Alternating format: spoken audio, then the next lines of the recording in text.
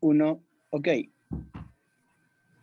Buenas noches, bienvenidos amigos, colegas, compañeros del CRIEL a este nuevo conversatorio con el ingeniero Régulo Vizcarra, un gran colaborador que esta noche nos acompaña para hablar sobre lo que corresponde a la comercialización de energía.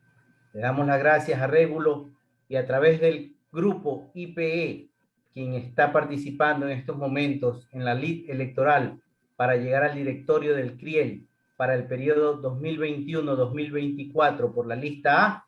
Les damos la bienvenida a todos y le damos paso a nuestro invitado, ingeniero Régulo Vizcarra. ¿Qué tal? ¿Cómo están? Muy buenas noches a todos. Muchas gracias por la invitación. Realmente un tema que tenemos para conversar hoy día es un poquito largo, un poquito extenso. Vamos a tratar de tocar el tema de la comercialización desde un contexto para que lo puedan entender quizás todas las personas que nos puedan estar oyendo, no necesariamente personas con formación profesional en el campo de la ingeniería, ¿sí? Esto como un aporte a la comunidad, que es básicamente lo que el grupo IP está buscando, no solamente ser dentro del gremio, sino dentro de la comunidad. Así que pues, como les digo, muchas gracias a ustedes y vamos a arrancar, ¿ok? Bien. Vamos con lo que es la comercialización de energía. Vamos a arrancar quizás dando un vistazo de cómo está hoy conformado el sector eléctrico. ¿Esto por qué? Porque es todo este conjunto de entidades las que son responsables de una u otra forma de contribuir con información o con gestión para la determinación de los costos del servicio público de energía eléctrica y del servicio público del alumbrado público general. Y que de una forma u otra tienen una injerencia en el sector, ¿sí? Ok. Bueno, pues el sector eléctrico ecuatoriano el día de hoy está conformado por el Ministerio de Energía y Recursos Naturales No Renovables. Dentro de este instituto, dentro de esta entidad, pues tenemos tres viceministerios. Uno de ellos es el responsable propiamente de la regulación y control y norma del sector eléctrico. Luego tenemos a la Agencia de Regulación y Control de Energía. La Agencia de Regulación y Control de Energía y Recursos Naturales No Renovables también tiene una conformación en su estructura, de tal forma de que atienda tanto a la parte de minería, lo que es recursos no renovables como tal, que son petróleo, y lo que es energía. Ahora sí, dentro del campo de energía, que es propiamente lo que estamos hoy tocando, tenemos como actores al SENACE, que es el Centro Nacional de Control de Energía, que es el operador del sector eléctrico ecuatoriano, el sistema eléctrico ecuatoriano. Ellos son los encargados de regular, de normar, no de regular ni normar, sino más bien de operar, de coordinar el funcionamiento, velar que el sistema nacional pueda satisfacer las demandas del mercado en tiempo real. ¿Ok? Y para esto coordina tanto con SELEC. SELEC tiene su parte de generación y transmisión, con las generadoras privadas. Las generadoras privadas, no solamente tenemos empresas como Generoca, que es empresa privada pura, ya, sino que también tenemos dentro de este grupo ciertas generadoras que tienen las empresas de distribución. ¿Ok? Tenemos las EDES, que son las empresas eléctricas de distribución. Dentro de eso están, pues, aquí en el litoral, pues básicamente CENEL, ¿ok? Que es la empresa o que son las unidades de negocio responsables de la comercialización de energía hacia los clientes regulados. Y luego tenemos los clientes no regulados. Los clientes no regulados son aquellos que no comercializan o que no reciben la energía a través propiamente del sistema comercial de la distribuidora, sino que tienen contratos con empresas generadoras, pues, y se hacen liquidaciones de esas transacciones por el SENACE, y dentro de eso se pagan los peajes, pues, por uso de transmisión, por uso de distribución, dependiendo de los metros ubicados, ¿ya? y todo este conjunto que vemos acá son justamente quienes permiten la determinación de lo que conforma el pliego tarifario. Ahora bien, vamos a avanzar con quizás tres artículos de la normativa que nos permiten determinar o clarificar un poquito cómo funciona la determinación del pliego tarifario. Ok, el artículo 55 de la LOSPE determina que el principio tarifario, ¿no es cierto?, serán elaborados por el ARCONEL, los pliegos, observando los principios de solidaridad, equidad, cobertura de costos de eficiencia energética, dentro de la normativa que tiene que ser elaborada para el fin, ¿ok? Tarifa que de una u otra forma debe ser única en todo el territorio nacional, según las distintas modalidades de consumo y niveles de tensión. ¿Ok? Luego el artículo 56 establece lo que son los costos del servicio público de energía eléctrica, ¿ya? Que deberá contemplar todo lo que son los costos vinculados a las etapas de generación, transmisión, distribución y comercialización y del servicio de alumbrado público general. ¿Ok? Todos estos son determinados por el CONELEC. De hecho, todos los años existen análisis y estudios que se realizan por parte del ARCONEL, hoy de la Agencia de Regulación y Control de Energía y Recursos Renovables, ¿sí? Para poder establecer los costos que demanda la provisión del servicio público de energía eléctrica y luego hacer una serie de, un procedimiento y una metodología para poder determinar cuáles son los precios. ¿Ok? Acuérdense que según la ley de servicio público de energía eléctrica, el precio de comercialización debe cubrir básicamente los costos, es decir, no existe concepto de utilidad propiamente para las empresas que forman parte dentro del sector público de energía eléctrica. ¿Ok? Luego tenemos lo que es el artículo 166 del reglamento, ¿no es cierto? Justamente aquí te especifica que es el ARCONEL, en este caso, quien debe elaborar y aprobar los pliegos tarifarios. ¿Ok? Estos deben basarse justamente en una estructura de costos. ¿Sí? Vemos en el párrafo segundo justamente que está presentado, pues que el pliego tarifario debe contener al menos la estructura de las tarifas eléctricas, cargos tarifarios de usuarios regulados, los peajes de transmisión, los peajes de distribución y su periodo de aplicación. ¿Sí? Estos deben tener vigencia de 1 año. ¿Ok? Ahora vamos a entrar un poquito quizás en la parte del procedimiento de la elaboración para determinar los costos. ¿Ok? Aquí estoy presentando parte del procedimiento, como les digo, para la determinación de los costos del servicio público de energía eléctrica. Esto lo realiza el ARCONEL propiamente.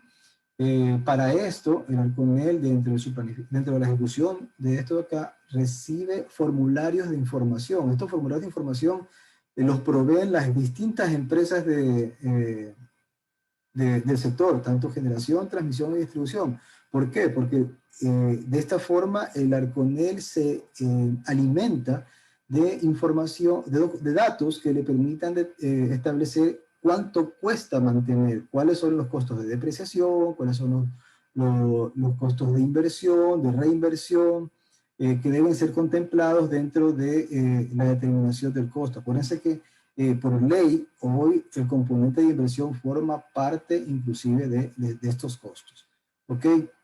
Acá vemos justamente lo que es la interacción, lo que el análisis, consolidan la información y bueno, el resultado de este proceso, tenemos un documento bastante, digamos que importante dentro del sector eléctrico para poder analizar cómo se obtiene el valor que debe cubrir el servicio como tal.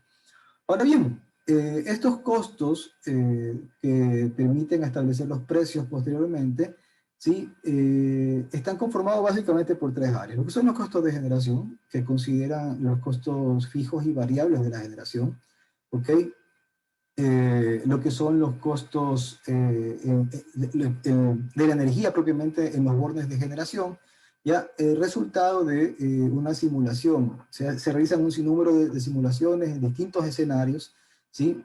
Para determinar cómo se reflejan o cómo se comportan estos costos. ¿Ok? Lo que tenemos en el gráfico es justamente el balance de cómo estaría cubierta la demanda, ¿no? Vemos lo que es la demanda, en verde están los clientes regulados, que somos la gran mayoría, los no regulados, que son pues básicamente, como les decía, las cargas especiales. Tenemos ventas por concepto de servicio público, servicio de alumbrado público general, y tenemos cómo está distribuida esa satisfacción de la demanda. Si mal no recuerdo, días atrás o semanas atrás, vimos pues que hoy por hoy el Ecuador tiene un alto componente hidrológico dentro de su generación, y eso lo podemos reflejar acá. De hecho, el 90% de la generación o de la demanda sería cubierta con generación hidroeléctrica, ¿sí? Un 8% con térmica, pues y bueno, lo demás, como ustedes ven, casi ni aparecen las condiciones internacionales. Hoy, de hecho, prácticamente es Ecuador quien exporta más que, que importa. ¿Ok? Luego tenemos los costos de transmisión. Los costos de transmisión igual comprenden lo que son los costos de operación y mantenimiento, básicamente. Administración, operación y mantenimiento. ¿Ok? Para la operación y funcionamiento correcto de la red.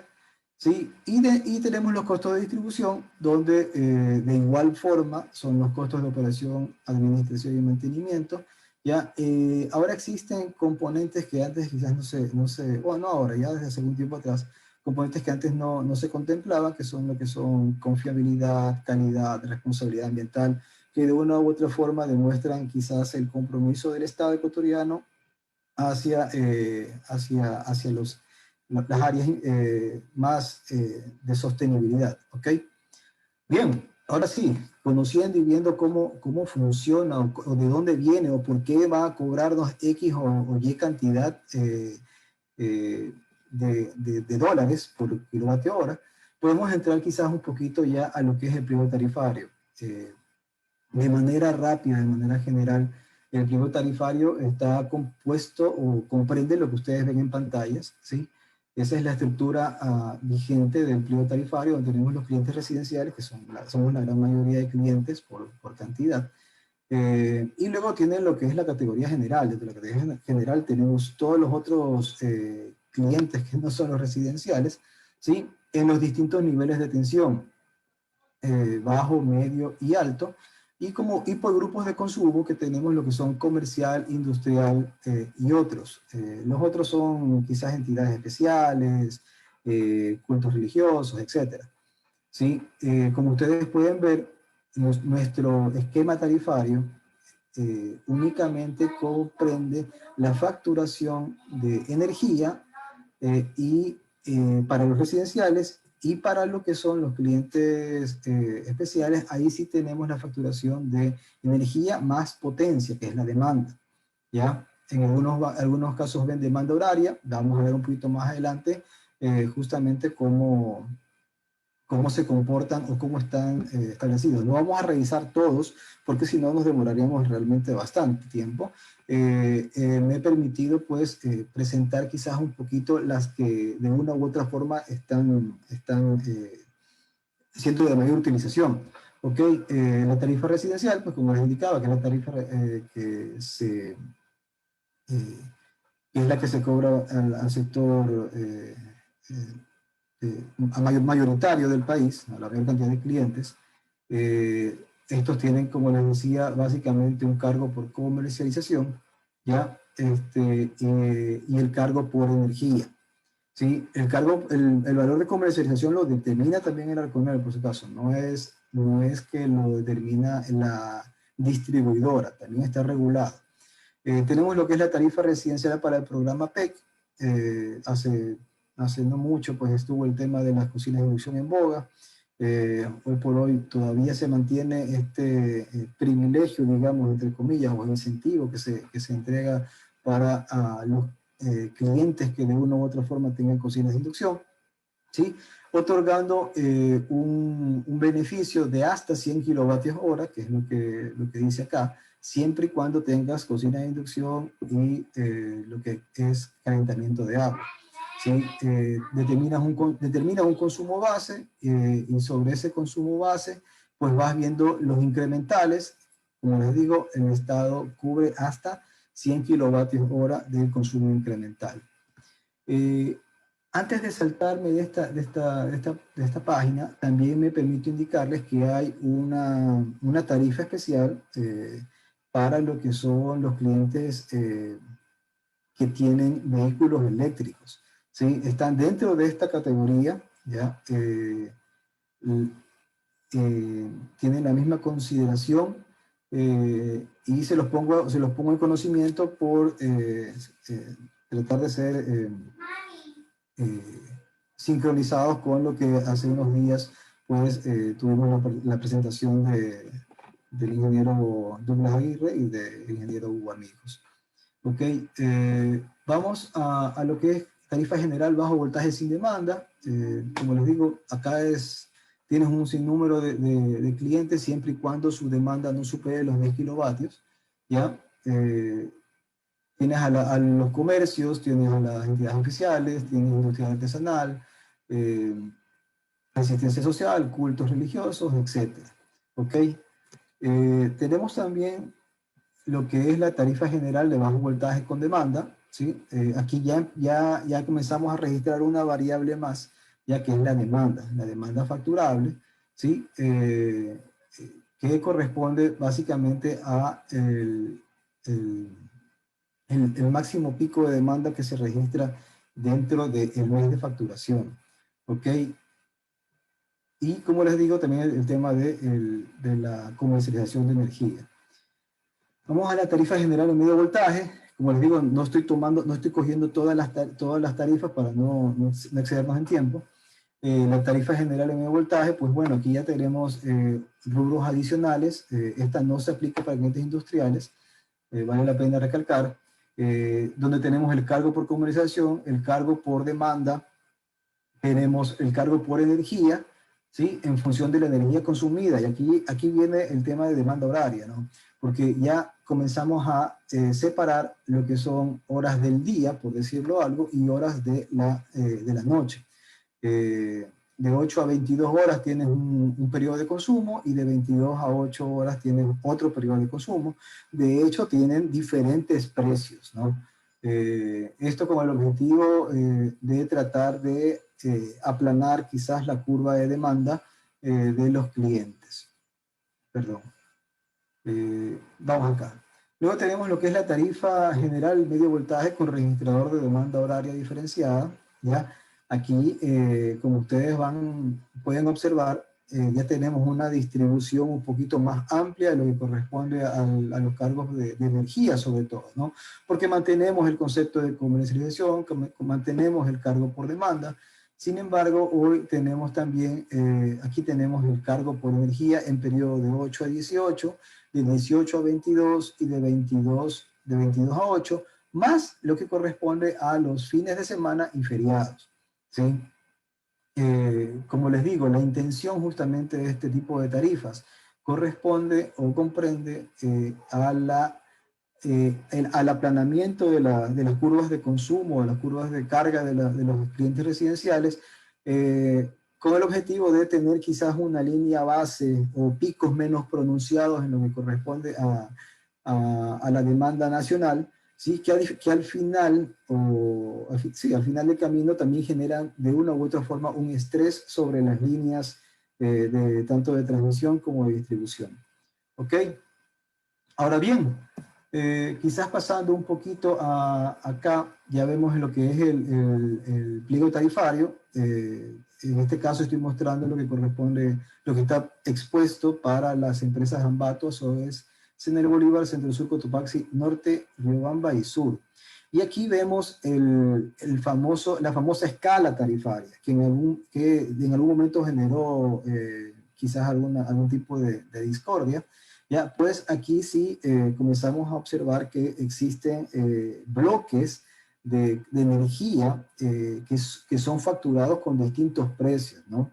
Esto como el objetivo, pues, en su momento se entendió así, con el objetivo de que el que más consume, pues más paga, ¿no? Ese es el concepto básicamente de este esquema tarifario, donde vemos que tenemos rangos de 1 a 50 con un valor de 51 a 100, de 101 a 150, y así hasta llegar hasta la última escala, que es de 2.500 a 3.500 kilovatios o superior.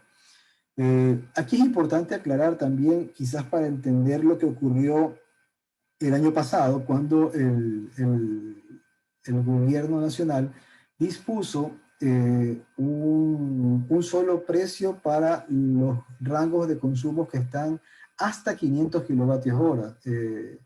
Me parece que eso fue lo que estableció el Estado ecuatoriano para ayudar de una u otra forma a la liquidación de energía dentro de ese periodo, ¿no?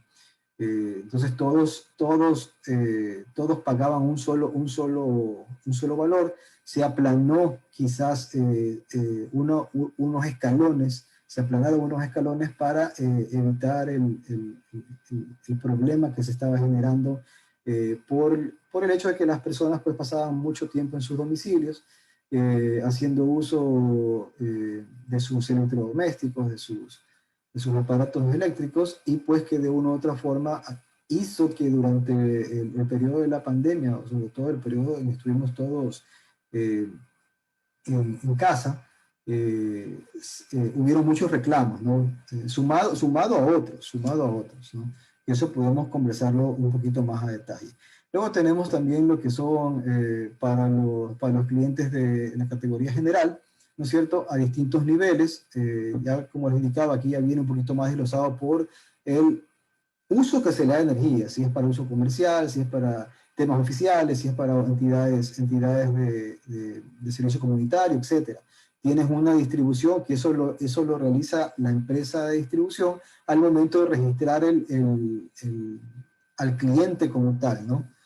Tenemos también, para las mismas empresas eléctricas del país, tenemos lo que corresponde a los niveles de voltaje en diferencias horarias.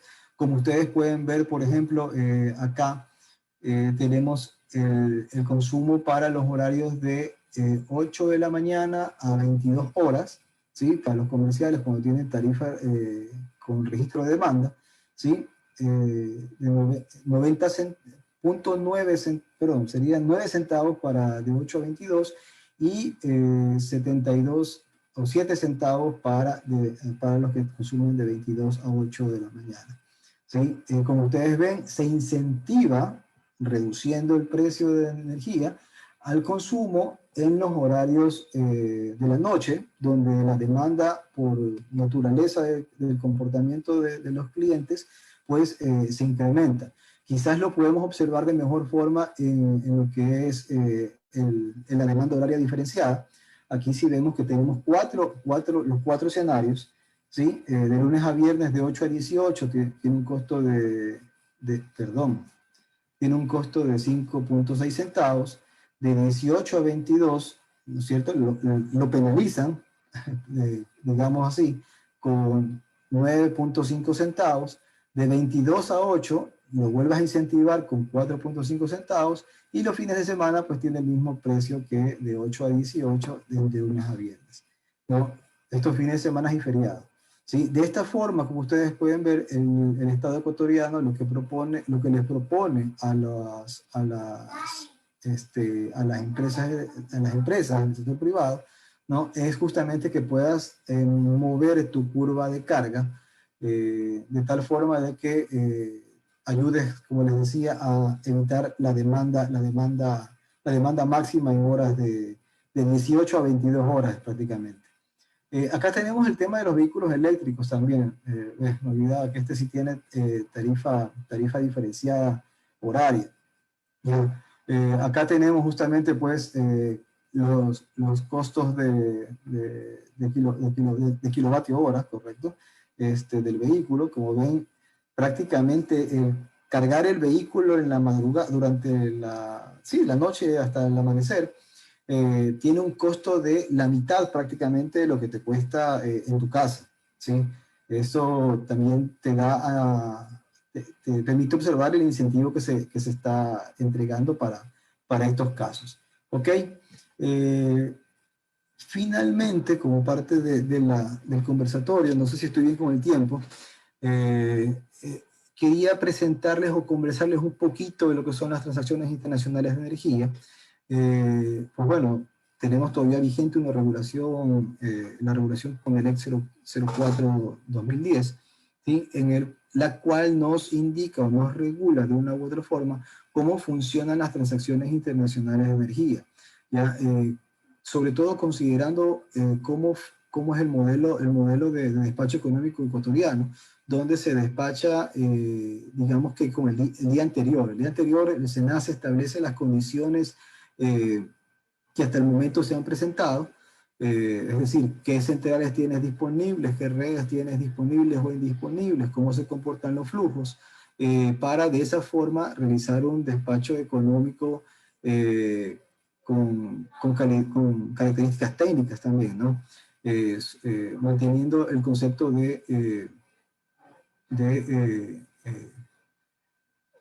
el concepto técnico específicamente, ¿ok? Bueno, la exportación de electricidad, pues, únicamente se puede dar si y solo si la demanda del país está abastecida, ¿sí? El excedente de generación que vamos a tener, eso es lo que se puede exportar. Eso como referencia, quizás válida para que la gente tenga entendido que primero la demanda interna y luego lo externo. ¿Ok? Aquí es importante quizás conocer cómo funciona quizás los mercados con los que trabajamos. Solo por poner como ejemplo el mercado colombiano. El mercado colombiano tiene una forma de despacho horario. Nosotros despachamos, como les digo, o por día de despachos. ¿Ya? En cambio en Colombia se maneja mucho una figura de precio de bolsa. ¿Esto qué quiere decir? Que cada hora las generadoras de allá de Colombia pues están indicando cuál es el precio que ellos proponen, al que proponen vender la energía. De alguna otra forma es un modelo quizás un poquito más especulativo. Nosotros no jugamos con eso de ahí. Nosotros tenemos un precio definido según el despacho económico, y dependiendo de la disponibilidad y las mismas consideraciones de hidrología o de economía y restricciones técnicas, Colombia en una u otra hora nos solicita lo que es la transferencia o la venta de energía, ¿no? En este sentido, sí es importante indicarles que el único ente responsable o el que vela porque la energía que es vendida a Colombia sea facturada conforme establecen los acuerdos internacionales de comercialización de energía es el SENACE, ¿sí? Como ustedes pueden ver, de hecho, acá el SENACE despacha o le entrega a Colombia, por decirles así, el despacho y el precio de oferta en caso de que deseen el país vecino importar, ¿sí? Y bueno, pues como les indicaba, el SENACE realmente es el responsable de la liquidación de las opciones internacionales de energía. En los marcos de transacciones de energía, pues existen distintas consideraciones. Una de estas es, por ejemplo, la garantía, ¿no? Generalmente los países tienen, según las previsiones que puedan existir de importación o de exportación, dependiendo del caso, tienen garantías. Estas garantías son dinero que se encuentra, digamos que en una cuenta establecida por las partes, ya disponible para garantizar el pago de esa energía que se va a transaccionar, que se prevé transaccionar o que se puede transaccionar en un momento específico, ¿sí? Eso quizás rápidamente con el tema de la comercialización de energía.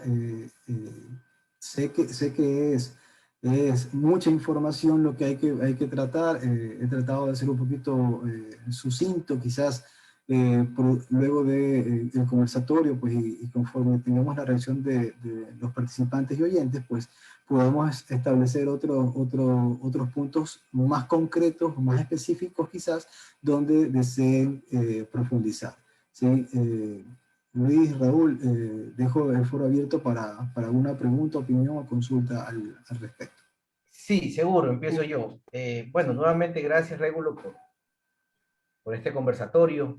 Creemos que la trayectoria profesional que tienes te avala para este tipo de información que nos estás brindando.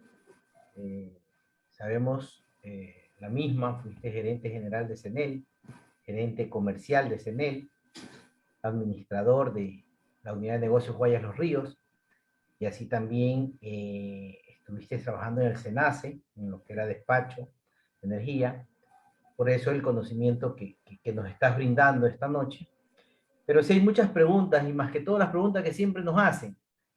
El costo de la energía, ¿por qué no baja el costo de la energía? Si tenemos más hidroeléctricas, si nuestro costo de generación disminuyó al tener más energía disponible, ¿por qué el usuario final no recibe esa compensación con un menor costo de energía? No sé qué nos puedas decir de ese tema.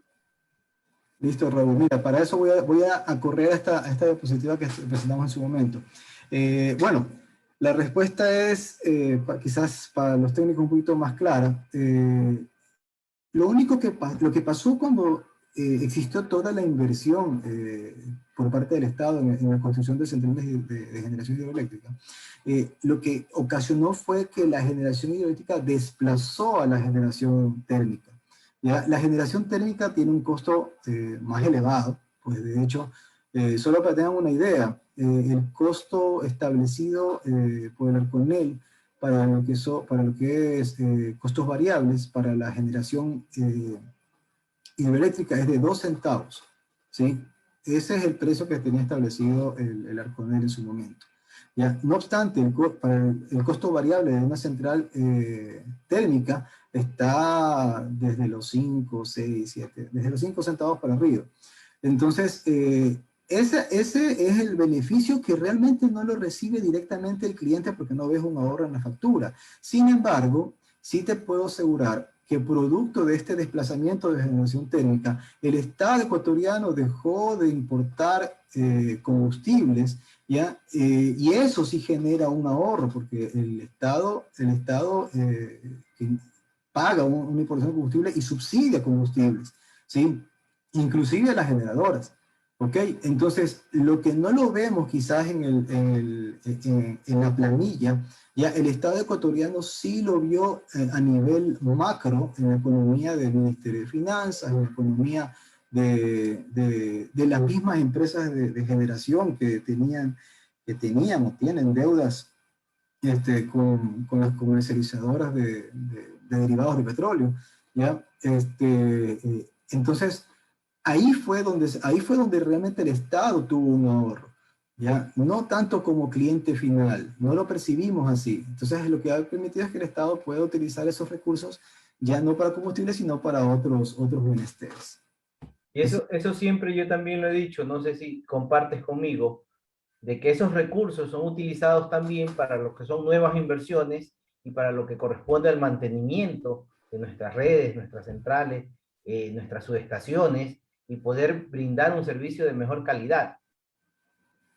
Claro, por supuesto. Eso como tú bien dices, lo que permite es utilizar, ya no estar apagando incendios con esa plata, ¿ya? Sino más bien, como tú dices, pensar en el futuro, pensar en de qué forma yo fortalezco o mejoro la confiabilidad de los sistemas, ¿sí?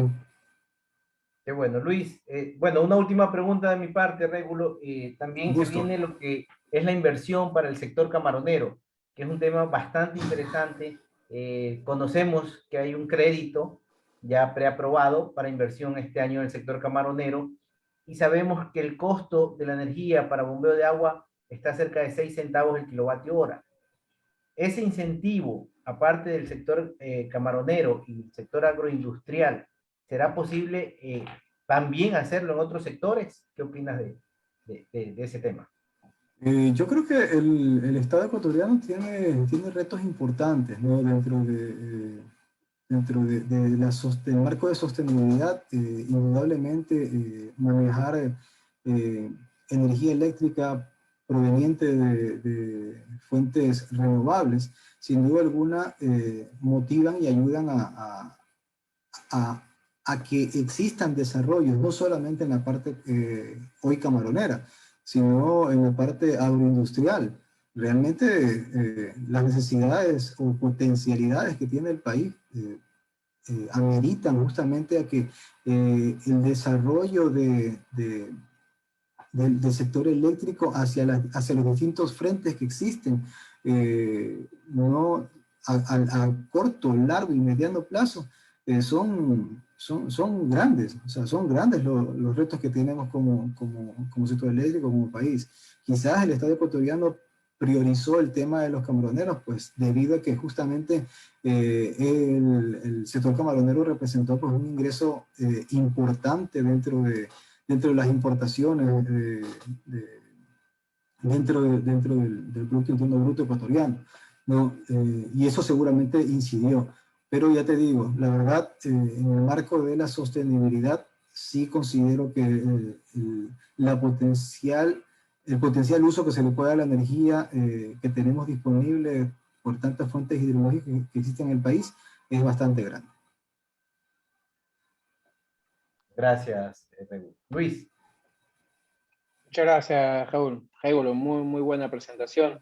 Yo te tendría algunas preguntas antes de pasar a las que están en el chat. Primero sería una visión internacional, ¿no? Como tú comentaste, estamos exportando energía a Colombia, creo que hace ya unos 3, 4 años. Creo que están un poco más las reglas claras con ellos. Creo que comenzamos ya también con Perú y estamos en ese camino. ¿Cuál sería o cuál creerías tú que es la visión que debe seguir el país en ese sentido, ¿no? En el sentido de exportación y cómo va el camino de la región, viendo de una vista de la región en este sector, ¿no? Y esa sería una primera pregunta. La segunda pregunta que tendría es, ok, vimos el costo de generación, ya sabemos que la parte hidroeléctrica tiene un menor costo comparado con la parte térmica, además de que sea por un tema medioambiental también que se aplica por ahí para dejar de consumir el búnker o el diésel que se tiene. También ya viene la generación, el tema solar, se inauguró una generación eólica. ¿Cómo están referenciados los costos en tema de generación? Si tienes alguna idea de esa parte de ahí, ¿no? En el tema de costeo, ¿no? Esas serían mis preguntas.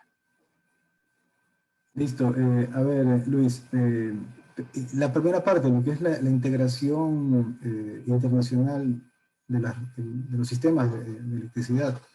Pues bueno, nosotros tenemos realmente conexión con Colombia. Colombia tiene conexión con Venezuela, con Panamá. Realmente existen ya varios países que tienen redes de alta tensión y súper alta tensión que ya están desarrollados.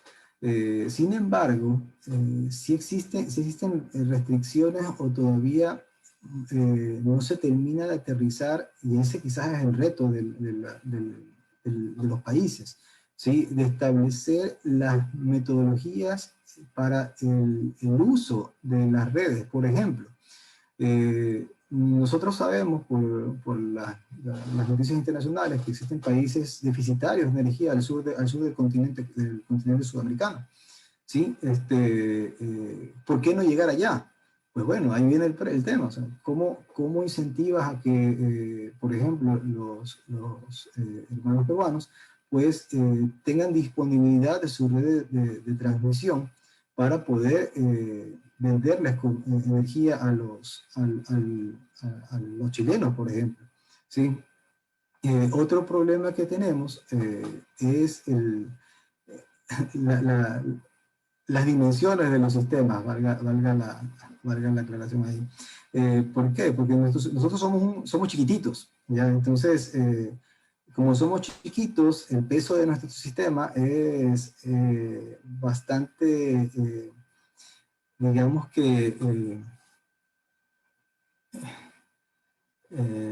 no sé qué término utilizar sin ser hirientes, pero bueno, lo que tenemos es que como somos pequeños, ya cualquier disturbio que pueda existir a nivel de sistemas como el colombiano, el venezolano, y les soy honesto, yo recuerdo cuando estuve en el SENACE que se hicieron pruebas de interconexión Colombia, Venezuela y Ecuador. y fue muy chévere, fue la verdad que un logro. Pero cualquier distorsión, cualquier disturbio que existía nos afectaba a nosotros como no tienes idea. Es como que somos la cola de la cometa. Ya digamos que al inicio la cometa se mueve poco, pero la cola comienza a jugar, entonces por temas de estabilidad terminábamos desconectándonos, ¿sí? Y ahí sí la verdad que hay un reto grande a nivel técnico, porque las protecciones para en ese sentido, pues sí, deben ser un poquito más finas. Las velocidades de los sistemas de respuesta en las centrales de generación, pues también deben ser, jugar con tiempos muy pequeños, muy finos, y pues bueno, ahí sí creo que toca revisar la inversión que se puede hacer o que se necesite hacer en ese sentido. En la otra pregunta sobre el tema de las centrales eólicas, pues bueno, ellos tienen preferencia de despacho, ¿ya? Más allá del costo, porque de hecho el costo de la energía de una central, por ejemplo, fotovoltaica es un poco elevado, comparando con el hidroeléctrico, ¿ya? No obstante, ellos tienen preferencia de despacho, ya justamente por el tema de buscar la sostenibilidad y bueno, pues, y reducir el tema del uso de combustibles fósiles. Excelente. Vamos y le pasamos un poco a lo que están preguntando en el chat. Está, por ejemplo, Alejandro Quimís. ¿Qué proyectos se están implementando para la energización de sectores donde el cableado de transmisión y distribución no es factible o conveniente, sea por dificultad geográfica o porque la población es muy pequeña o aislada? Por ejemplo, casas unifamiliares en montañas donde el cableado no sería conveniente. Bueno, la verdad que esa respuesta es muy difícil, o esa pregunta, perdón, es muy difícil de responder. Te digo algo, existen muchas iniciativas a nivel de los sectores privados en conjunto con las empresas de distribución.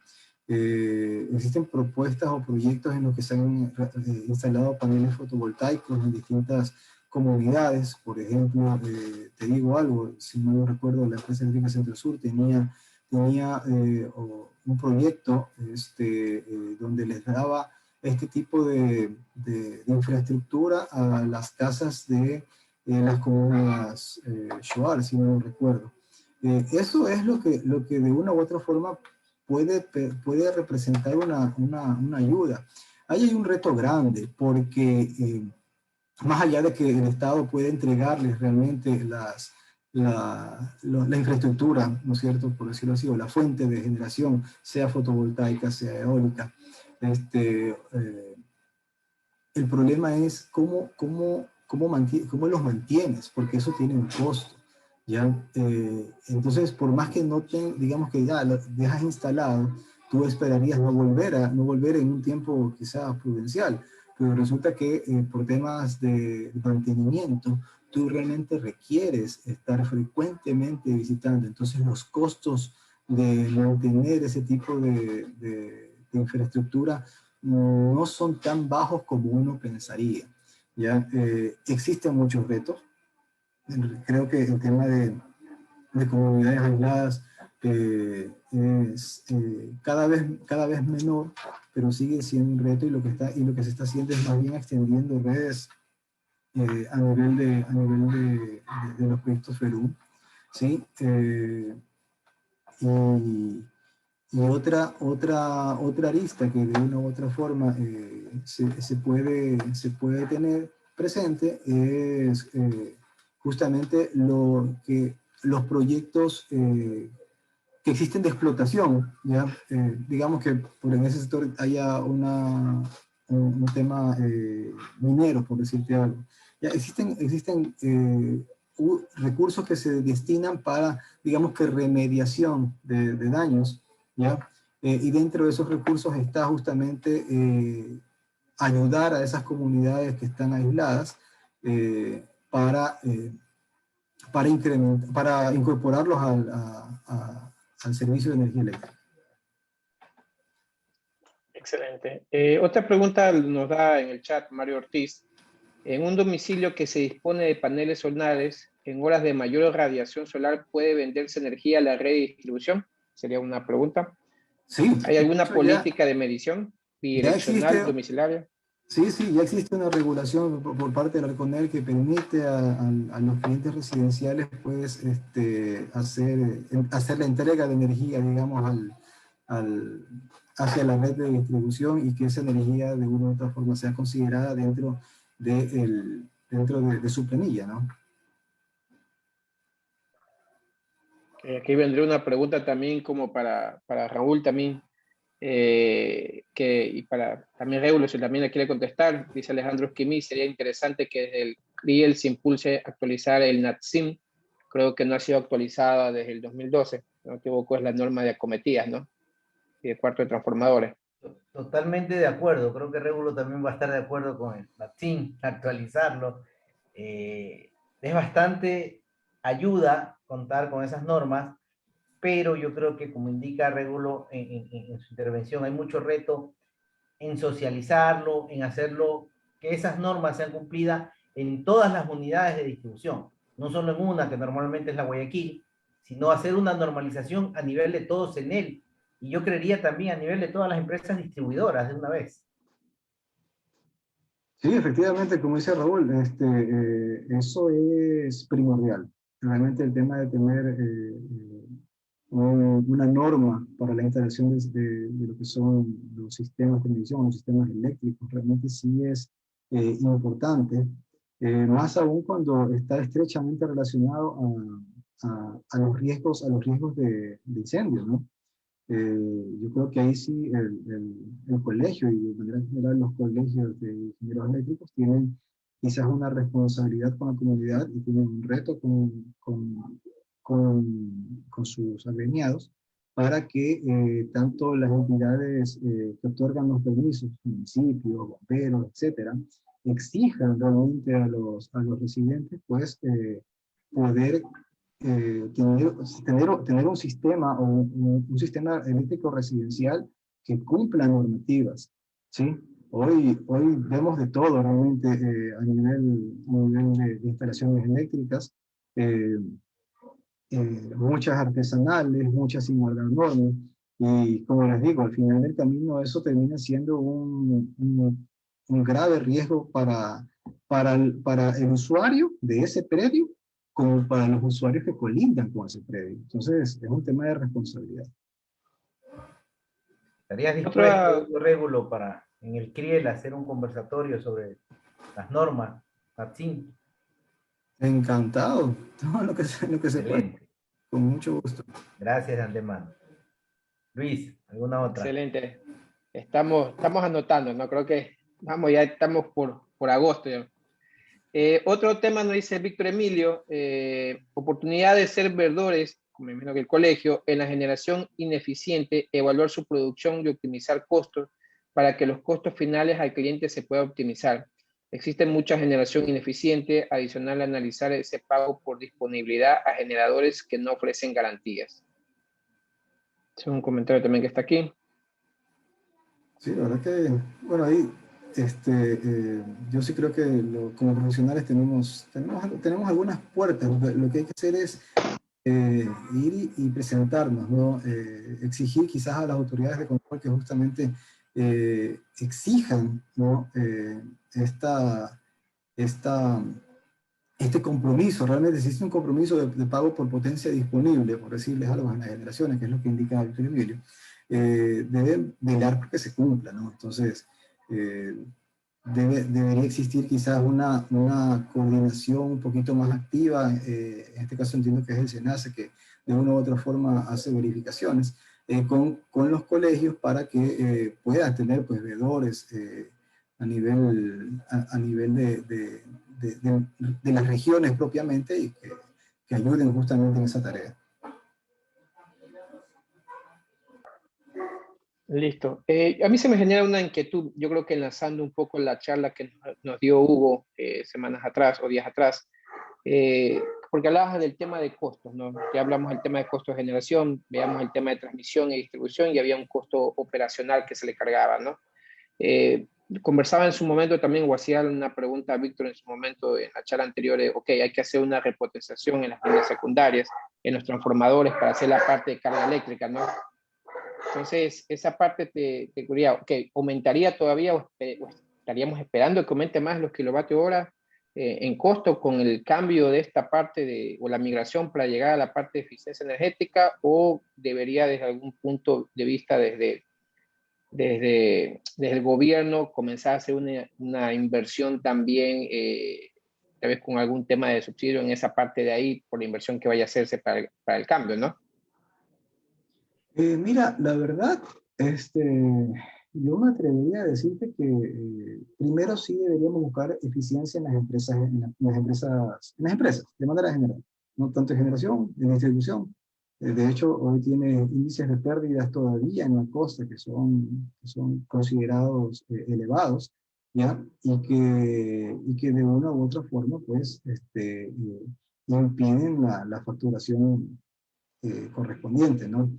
Además de eso está el tema de la recaudación. El tema de la recaudación también hay un trabajo muy grande que tenemos que hacer y de concientización realmente por parte de las empresas de distribución y de los clientes. Y de hecho, ahí yo creo que podría ser una oportunidad también para el colegio de brindar un valor agregado a la comunidad, ¿no? De invitar a la gente a ser conscientes y consecuentes con el uso de la energía, ¿no?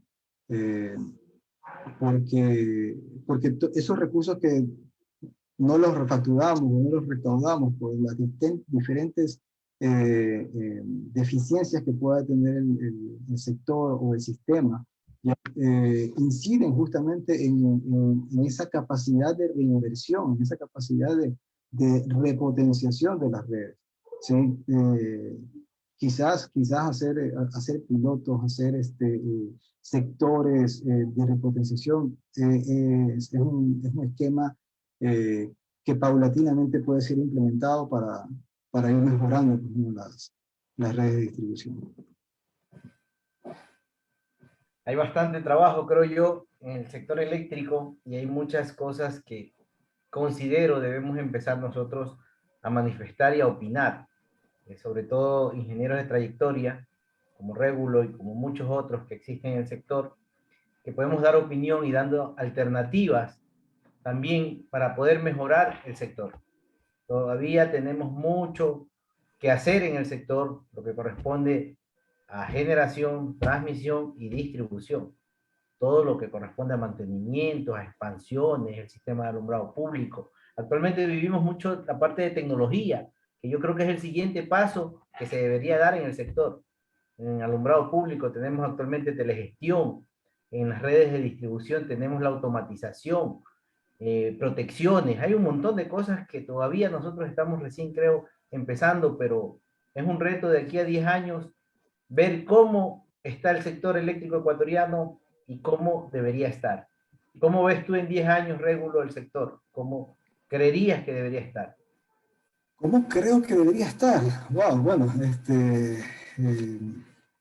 la verdad, yo esperaría ir mucho de la mano con la tecnología. Yo creo que la tecnología de una u otra forma te ayuda a reducir esas brechas de error humano, ¿sí?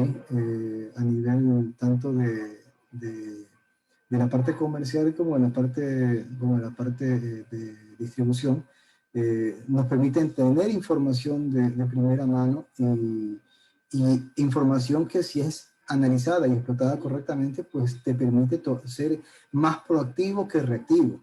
¿Ya? Hoy, si no tenemos datos, si estamos trabajando a ciegas, por decirlo de una u otra forma, somos ineficientes también en la toma de decisiones, ¿sí? Entonces, eso de una u otra forma sí amerita o requiere realmente de un trabajo, ¿no? Podríamos hablar ahí incluso de aumentar el porcentaje de medidores inteligentes, Régulo. Por supuesto, la medición inteligente es uno de las herramientas tecnológicas que te permite justamente mejorar, ¿no? Eh, solamente como para filosofar un poquito, ¿ustedes se imaginan la cantidad de reclamos que debe recibir la empresa por temas de mala facturación, sea o no sea correcta? ¿Ya? Hay recursos que realmente la empresa tiene que destinar al servicio del cliente solamente para responder la inquietud de una persona, ¿sí? Ya les digo, la empresa eléctrica tiene que, de una u otra forma, educar a sus clientes para que entiendan, para que interpreten, sepan leer su factura. Si la planilla no está correcta, pues mejorarla. Como bien dice Raúl, existen infinidad de recursos tecnológicos, de herramientas informáticas que te permitirían atender rápidamente, con menores recursos, y esos recursos pues realmente redireccionarlos hacia donde realmente o sea, amerita, ¿no? Quizás una de los comentarios más frecuentes de los colegas que de una u otra forma han estado dentro del sector eléctrico en la parte pública es, chuta, vamos a apagar incendios, no vamos a, lo que haces en planificación, en inversión, en implementación de cosas nuevas, es muy poco. Más pasamos apagando incendios o se pasa apagando incendios como parte de una empresa eléctrica, ¿no? Entonces, eso sí deberíamos ayudar, fomentar, motivar tanto a los clientes como a los profesionales de la carrera, ¿no? Qué bueno. Muy bien. Así es. Miguel Macías nos dice, hay muchos frentes para atacar. Me anoto para esa revisión de los pagos de disponibilidad de las centrales ineficientes. Hay muchos costos mentirosos en el mercado. Saludos a todos. Miguel, tomamos la palabra. Víctor también dice, las distribuidoras tienen gastos operativos muy altos en la comercialización de energía. ¿Por qué no generar planes de implementación inmediatos para la medición inteligente? Con eso se eliminarían muchos gastos innecesarios y se ganaría un mejor servicio al cliente final. Correcto. Ángeles Arana dice, en 10 años se debería llegar a los sectores que realmente necesitan energía, donde la inversión está limitada por la falta de energía. John Peralta dice, las empresas eléctricas tienen que acelerar su ingreso a la digitalización. ¿Qué piensan de la digitalización ya en el tema de...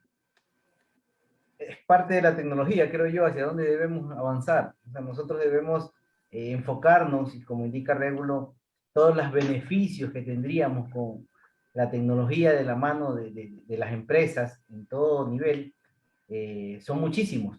Entonces, el reto es aplicarlas y, ¿por qué no? De aquí no 10 años, sino en 5 años, tener un mejor sistema, más actualizado, más moderno. También creería yo que debemos ver, como lo nombró Régulo en su presentación, hacia los otros mercados, estudiar los mercados colombianos, venezolanos, chilenos, peruanos, hacer una especie de intercambio entre las diferentes empresas del Ecuador con las empresas de los otros países, para ver y fomentar ese avance tecnológico que ellos han implementado y cuáles han sido sus resultados. Nos ahorraríamos mucho tiempo en nosotros recién querer investigar. Al hacer eso vamos a ver sus beneficios y simplemente tendríamos que aplicar aquí en el Ecuador dichas tecnologías. Sí, concuerdo contigo, Raúl. La verdad es que el tema de la digitalización, que es lo que indica el colega, es importante, ¿no? Justamente tener información de primera mano para la toma de decisiones, para la atención de reclamos, para la atención y encuentro de nuevas oportunidades de negocio es primordial. Así que creo que muchos coincidimos en que hay que avanzar hacia eso. Quizás un temita importante que debe ser analizado y tocado es que muchas veces incorporar tecnología trae cierta resistencia, ¿no? Quizás por lo nuevo, por lo desconocido, y algunos inclusive porque creen que pierden oportunidad dentro de un mercado laboral que de una u otra forma tienen actualmente, ¿no? Yo ahí sí les digo que creo que en lugar de cerrar puertas, la implementación de nuevas tecnologías abre oportunidades ya porque se van a necesitar distintas especialidades, distintas habilidades dentro del mercado laboral, no solamente para ingenieros, sino para los técnicos, para distintas personas que de una u otra forma participan en el sector eléctrico hoy en procedimientos convencionales, por decirlo así. Y eso lo frena, ¿no? Eso de una u otra forma invita a no seguir en el camino de la automatización y de la digitalización de las cosas. Muy bien, y eso nos da pie a otro tema, ¿no? Creo que la próxima semana venimos con un tema de comunicación, si no me equivoco, Raúl, Mañana, en el tema 5G. de... Ya, esa es en la parte de telecomunicaciones, si no me equivoco, la próxima semana viene Próximas algo redes también. inteligentes, la próxima semana también tenemos un Y conversatorio. tenemos también ese conversatorio que viene con otros colegios de otros países que lo estamos trabajando, ¿no? Y, ¿por qué no también lo tenerlo a Régulo en este conversatorio, como para irnos un poco empapando en las demás temas o cómo están los otros países, ¿no? Y como dice Víctor, también dice, la digitalización no solamente en la parte técnica, también viene en la parte administrativa. Yo creo que en esta era ya todo tiene que estar apuntando a lo digital. Esto nos va a llevar a un tema de analítica, que todo esté en la nube. De ahí viene un tema de seguridad también. Y yo creo que en eso es una de las cosas, de las normativas que se estaban trabajando. No sé cómo está, Raúl, esa parte de normativas en la parte de seguridad, en la parte de generación, en la parte de distribución, con respecto a la tecnología que se debería utilizar o a las normas que se ven implementar en la parte de seguridad, ¿no? ¿Te refieres a seguridades informáticas? Así es, así es. Ya en el momento que tú comienzas a digitalizar todos los sistemas y comienzas a levantar la información para digitalizar, normalmente ya debemos comenzar a poner seguridades, firewall, de bloqueo de ingreso, ¿no? Por hacker y todo así, ¿no? Creo que no sé si hay una normativa en esa parte de ahí. Entiendo que normativa como tal, dentro del sector eléctrico, no. Lo que se acoge es la normativa que está establecida por el Ministerio de Telecomunicaciones, ¿no? Comunicación. Sí, es básicamente esa entidad la que establece una u otra disposición, ¿no es cierto?, para la implementación o protección de los datos.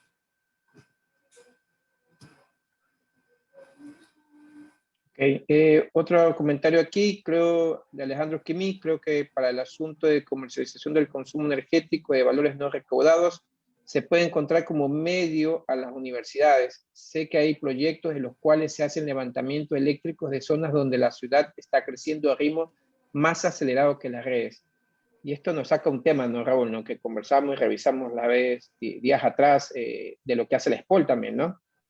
Así es, justamente he visto algunos comentarios en otro tema sobre las inundaciones, de que han salido a buscar en otros países, creo que en Estados Unidos, soluciones, y las universidades han dado su voz de protesta al indicar por qué no acercarse a la academia a nivel interno del Ecuador para poder revisar ese tipo de soluciones que sí se las puede dar a nivel nacional.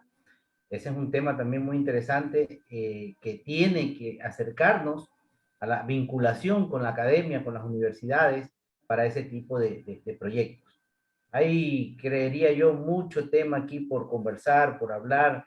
Podríamos preparar unos 2 o 3 conversatorios más y seguiríamos.